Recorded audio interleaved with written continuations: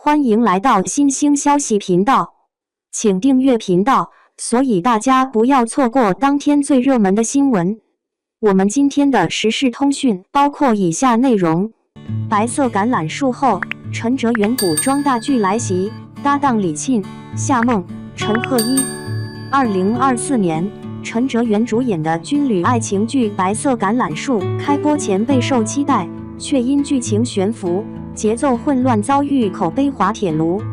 该剧改编自9月溪同名小说，讲述战地记者宋然与爆破工程师李赞的战火情缘，但观众批评其抠图感严重，战场场景缺乏真实感，陈哲远的表演被指奶油味过重，难以承载角色的破碎感与厚重感，评分仅5.2分。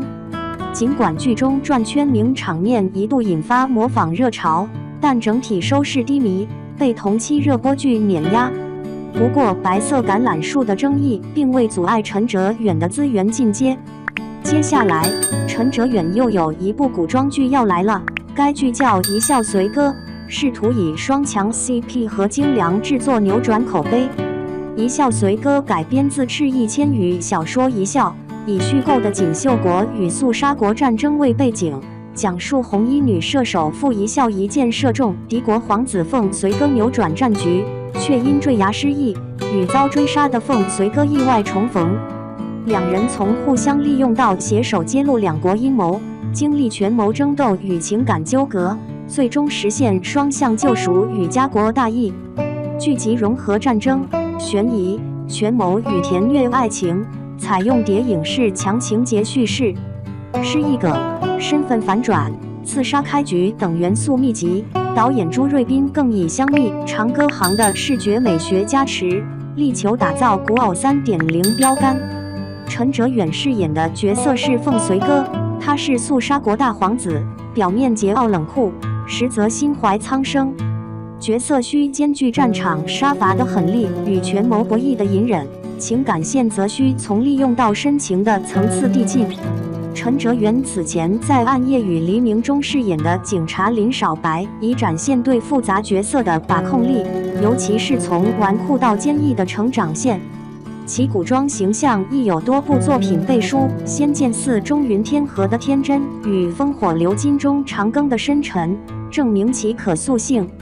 挑战在于如何摆脱奶油小生标签，以眼神与肢体语言传递凤随歌的权谋气场。李沁饰演的角色是傅一笑，她是平陵第一女射手，失忆前果敢飒爽，失忆后纯真坚韧。角色需平衡武力值与情感细腻度，尤其是射箭戏份的肢体表现与失忆前后的性格反差。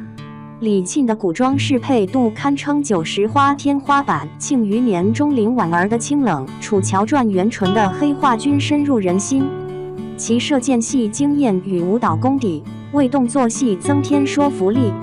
若能在失忆戏中延续未有暗香来的破碎感演技，或将再塑经典。此外，陈赫一饰演的角色是慕容耀，是个野心权臣。慕容耀是锦绣国权相，表面温文尔雅，实则操纵两国阴谋。该角色以伪善面具掩盖野心，与凤随歌展开智力对决。此前，陈赫一在《别对我动心》中饰演的校草顾寻，已展露腹黑潜力，其外形儒雅与角色笑面虎设定契合。若能在微表情中深化城府感，有望复制《琅琊榜》严雀的经验。夏梦饰演的角色是苏婉，堪称痴情女配的虐恋教科书。苏婉是凤随歌的青梅竹马，因爱生恨沦为阴谋棋子。苏婉从单纯到偏执的情感转变，也是该剧的一大看点。此前，夏梦在《戏出玉门》中饰演的丁柳以灵动甜妹形象出圈，但其在《城中之城》的职场戏已显演技层次。若能在《一笑随歌》中借鉴《甄嬛传》英贵人士的温柔刀，或将赋予反派角色更多同情分。从白色橄榄树的争议到《一笑随歌》的期待，陈哲远急需一部口碑之作证明实力，李沁则凭借稳定输出巩固古装女神地位。对于这部剧，你期待吗？2. 李沁发胖后惊艳全场，容貌蜕变，美却未觉察。最近内娱这瓜田，那是真热闹。大凤打更人，那叫一个水土不服。曾经的金字招牌，现在成了烫手山芋，让人不得不感叹一句 ：IP 这玩意儿也不是万能的吗？不过呢，几家欢喜几家愁。张若昀靠着《庆余年》又火了一把，简直就是咸鱼翻身的典范。这俩人一对比，就像照妖镜，啥都照出来了，不是啥大饼都能吃得下，也不是啥老本都能躺着赚。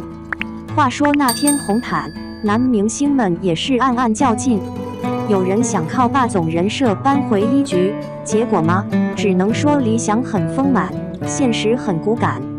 倒是张若昀，那张耐看脸硬是杀出一条血路。他不是那种第一眼就惊艳的帅哥，但就是让人觉得舒服，越看越有味道。那句天不生我张若昀，内娱 IP 将如长夜，直接把观众对《庆余年3》的期待值拉满了。这可不是吹牛，大家伙都在拿着小鞭子催更呢。女明星们更不用说，那简直就是一场神仙打架，谁能艳压群芳，成为当晚的 Queen？ 先说说猪猪，那简直就是人间尤物，一袭黑长裙，红唇媚眼，活脱脱一个老上海风情女郎。她不需要露太多，就能把性感演绎得淋漓尽致。啥叫风韵犹存？看看猪猪就知道了。再说说王子文，小个子也能有大能量，银色抹胸长裙，利落盘发，把好身材展现得一览无遗。告别了少女路线，御姐范儿简直不要太飒。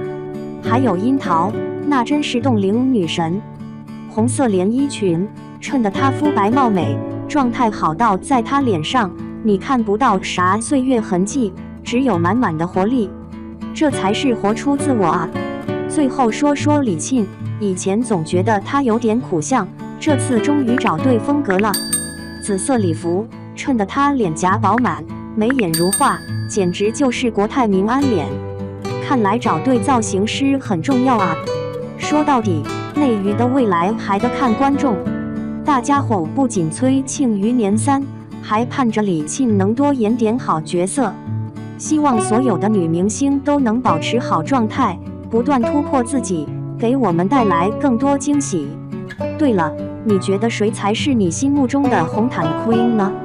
快来聊聊呗！